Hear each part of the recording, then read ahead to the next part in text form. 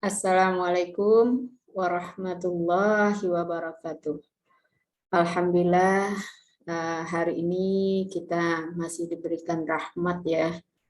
Semoga hari ini kita semua diberikan nikmat sehat sehingga kita bisa beraktivitas sebagaimana mestinya. Hari ini kita lanjutkan KBM kita itu mengenai hidrolisis garam. Pada pertemuan sebelumnya, kita sudah menyelesaikan asam dan basa. Jadi hari ini kita masuk hidrolisis garam. Asam ditambah basa akan menghasilkan garam dan air. Nah, di sini kita lihat reaksi adalah reaksi setimbang. Reaksi ke kanan ini disebut reaksi penggaraman atau reaksi pembentukan garam. Sedangkan reaksi ke kiri inilah yang disebut dengan hidrolisis. Jadi hidrolisis itu adalah penguraian dari asam dan basa. Sekarang kita lihat jenis-jenis garam berdasarkan asam basa pembentuknya. Yang pertama, garam yang berasal dari asam kuat, basa kuat. Yang kedua, garam yang berasal dari asam lemah, basa kuat. Yang ketiga, garam yang berasal dari asam kuat, basa lemah. Dan yang keempat, garam yang berasal dari asam lemah, basa lemah. Sebelum kita membahas masing-masing keempat garam ini, kita mau lihat dulu bagaimana cara menentukan hidrolisis pada garam. Ada di sini 5 soal ya. Kita lihat yang pertama. CH3COONA. Pertama kita ionkan garam ini sehingga dia akan terion menjadi CH3COO- ditambah Na+. Sekarang pada ion negatif kita tambahkan H+. Maka akan menghasilkan CH3COOH.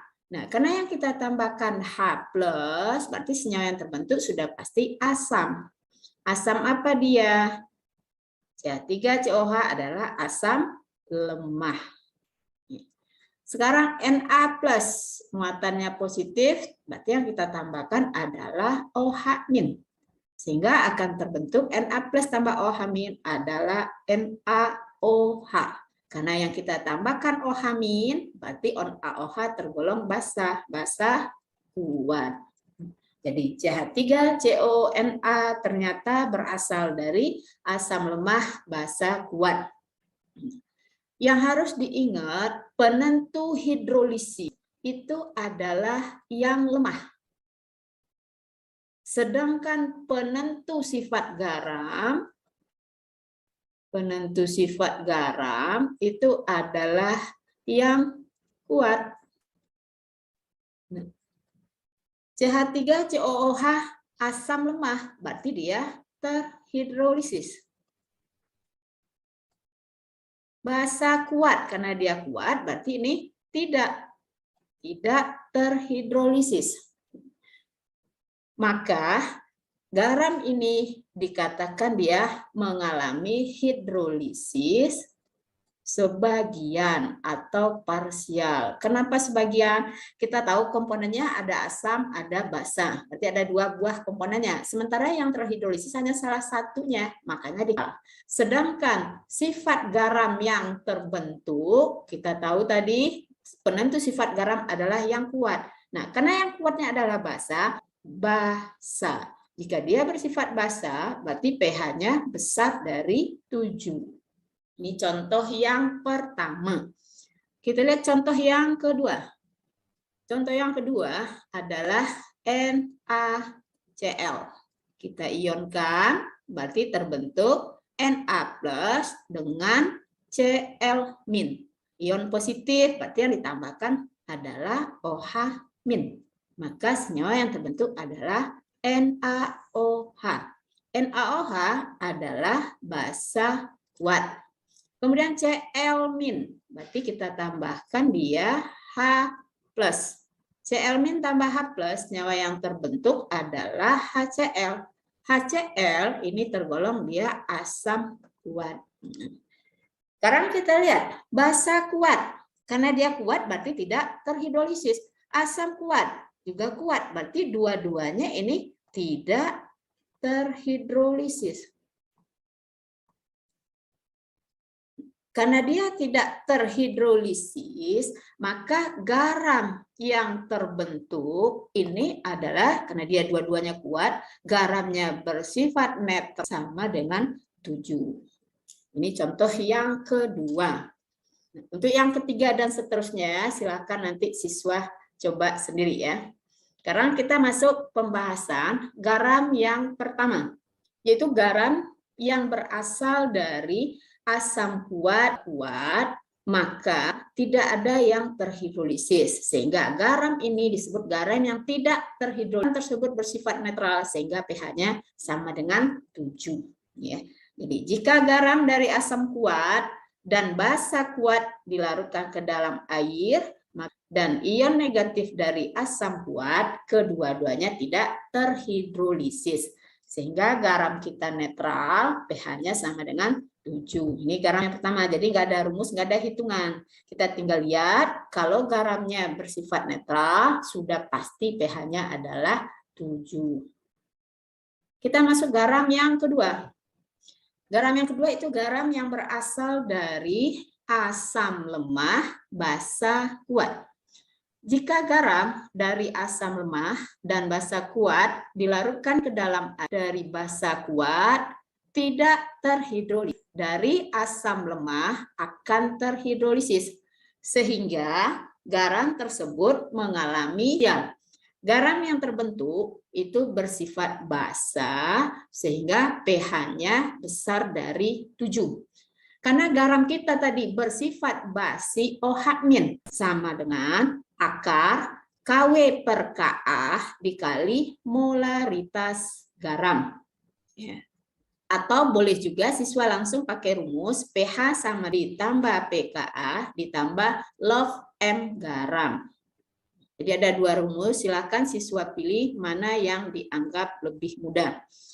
KH itu sama dengan Kw per Ka. Harga Kw sama dengan 10 pangkat min 14. Sedangkan KH adalah tetapan hidrolisis dan ion negatif atau komponen garam yang terhidrolisis. Contoh yang pertama. Hitunglah pH larutan Na2CO3 0,1 M. Jadi Na2CO3 diketahui 1 M. Ka 10 pangkat min 7. Ionkan garam tersebut. Na2CO3 akan terion menjadi 2Na2. Ingat, tadi yang kita butuhkan adalah konsentrasi ion negatif.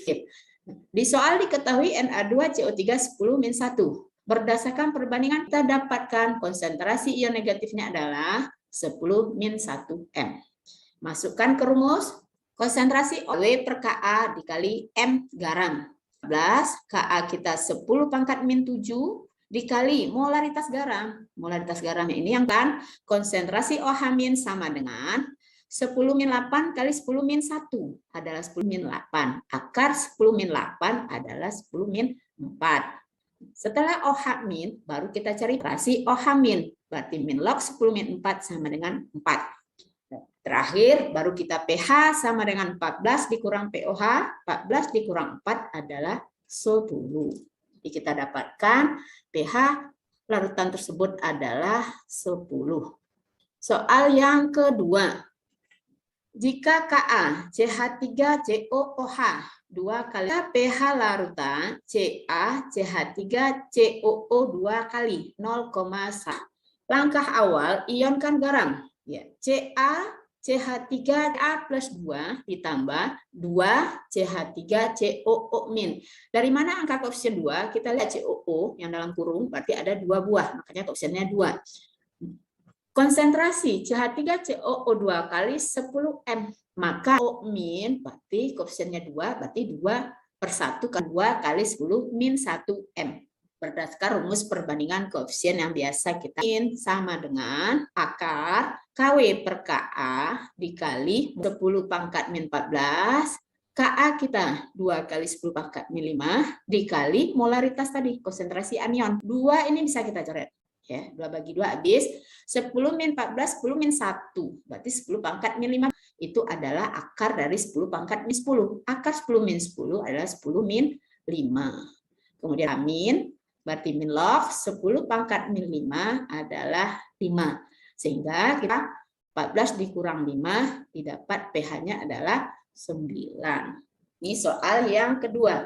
Jadi bedanya soal yang pertama dengan yang kedua, kalau yang pertama molaritas anionnya sama karena koefisiennya sama. Sedangkan contoh soal yang kedua, karena koefisiennya berbeda, maka gunakan rumus perbandingan koefisien ya. Sekarang soal yang ketiga. Soal yang ketiga, jika 100 ml larutan KOH 0,5 M. Jadi volume 100 ml, molaritasnya 0,5 M. Dicampur 3 COOH 0,5 M. Jadi volume dan molarnya sama. Maka milimol dari KOH. Caranya adalah volume didapat 50 milimol. Untuk CH3 100 dikali 0,5 M didapat 50. Soal yang pertama dan kedua, soal 1 dan 2, sedangkan di soal nomor 3 ini garam belum terbentuk ya. Garamnya belum ada. Maka kita harus mereaksikan asam dan basanya. Ingat ini pelajaran di semester kemarin yang MT3COOH direaksikan dengan KOH. Maka 3COOK ditambah H2O. Jadi garam itu dia tidak ada lagi H+ dan OH- karena H+ OH- sudah bergabung menjadi H2O. Kemudian KOH adalah 50 CH3COH 50 milimol, KOH juga 50 milimol. Setubatis habis ya 0. Untuk bandnya sama otomatis milimol garam adalah sama, yaitu 15 yang milimol garam ini yang 50 milimol. Langkah berikutnya, kita cari volume total atau volume mili dan CH3COH 100 mili sehingga dapat volume larutan 200 ml. Milimol ini harus kita jadikan ke molar. Kita punya rumus molar N per V. Nah, liter. Boleh juga karena kita di sini milimeter itu adalah molar. Milimol kita, milimol garamnya ini tadi 50 milimol dibagi volume 25 M atau ini sama, di mana diketahui Ka adalah 10 pangkat min 6. Setelah itu baru kita masuk seperti lagi garam adalah CH3COOK akan terion menjadi yang kita butuhkan adalah konsentrasi ion didapat di atas molaritasnya 25 kali 10 min 2 M. Nah, kita lihat karena koefisiennya sama, otomatis molaritasnya juga sama. Jadi 5 kali 10 min 2 M. Sehingga konsentrasi OH- sama dengan molaritas garam. Berarti akar KW kita 10 min 14 kali 10 min 2 M. Kali 10 min 2 ya. Ini hasilnya adalah 10 min 10. Jadi konsentrasi OH- 25 kali 10 min 10. Akar 25 adalah 5, akar 10 min 10 adalah min log konsentrasi OH- min log 5 kali 10 min 5. pH itu sama dengan 14 dikurang POH. Berarti 14 dikurung 5 min log 5. 14 kurang 5, 9. Min kali min jadi positif. Jadi 9 plus log 5. Jadi inilah contoh soal untuk garam yang kedua. Mudah-mudahan siswa diberikan kemudahan pemahaman ya. Untuk hari ini kita cukupkan sampai di sini. Jika ada pertanyaan, siswa silakan japri Ibu. Terima kasih. Assalamualaikum warahmatullahi wabarakatuh.